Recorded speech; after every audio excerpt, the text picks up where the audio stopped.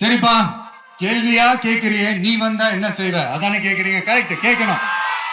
இப்ப கேரளாவை எடுத்துக்கிட்டோம்னா மத்திய அரசு தனியாருக்கு கொடுக்கிற நிறுவனங்களை மாநில அரசு எடுத்து நடத்துறாங்க.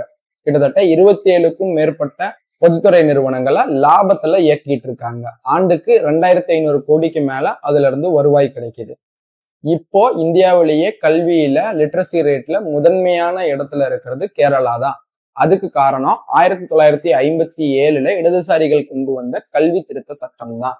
மேலும் வறுமை கோட்டுக்கு கீழே வாழக்கூடிய மக்களுடைய எண்ணிக்கை மிக மிக குறைவா இருக்கிறது கேரளா தான். அதுக்கும் அவங்களுடைய அடிப்படையான கொள்கைகள் தான் காரணம். Meanwhile, 26 27 என் தலைவனை நான் 27ஆம் தேதி போய் பார்க்கணும். நீ சாயங்காலமே எனக்கு லீவு கொடு அப்படின்னு. ஏன்டா நான் போனஸ் கொடுக்க மாட்டேன், சம்பளம் கொடுக்க மாட்டேன் தெரியும். உன் போனஸும் வேணாம், உன் சம்பளமும் வேணாம். ஆனா என் தலைவன் என்னை அழைச்சிட்டான், என் தலைவன் என்னை பார்க்கணும், அந்த முகத்தை நான் பார்க்கணும். அதனால நீ 15-16 வருஷம் உங்ககிட்ட வேலை செஞ்ச, உனக்கு இஷ்டம் தான் நீ போனஸை கொடு, வேலை கொடு, இல்லைன்னா எனக்கு என் தலைவர் இருக்கிற நான் அங்கே போய் பார்த்துக்கிறேன் சொல்லக்கூட நிர்வாகி தான் நம்மளுடைய நிர்வாகிகள் என்பதை இந்த நேரத்தில் தெரிவிச்சுக்கிறேன். அதிகப்படியான மக்களுக்கு நிலங்கள் போய் சேர்றதுக்கு நில உச்சவரம்பு சட்டத்தை முறையா நடைமுறைப்படுத்துறதுக்கான காரணமும் அவங்களுடைய கொள்கைகள் தான். இப்ப தமிழ்நாட்டை பொறுத்த வரைக்கும் அதிமுகவும் சரி திமுகவும் சரி, இந்த 2 திராவிட கட்சிகளுடைய கொள்கைகள் சமூக நீதி தான்.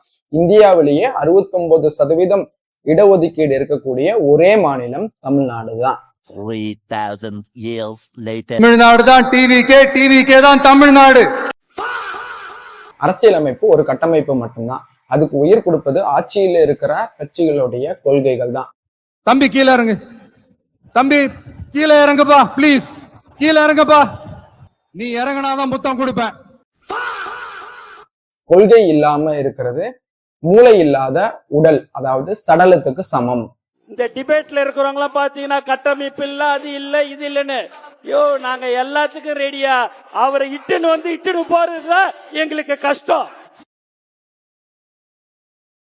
ஆட்சியில இருக்கிறவங்க நல்ல கொள்கைகளை வகுத்து மக்களுக்கு நல்லது செய்யும் போதுதான் நாடு முன்னேறும். இப்ப இந்த லஞ்சம் ஒழிப்பு, மதுபான ஒழிப்பு எல்லாம் விஜய் அவர்கள் செய்வார்னு நினைக்கிறீங்களா? செய்ய மாட்டாரு.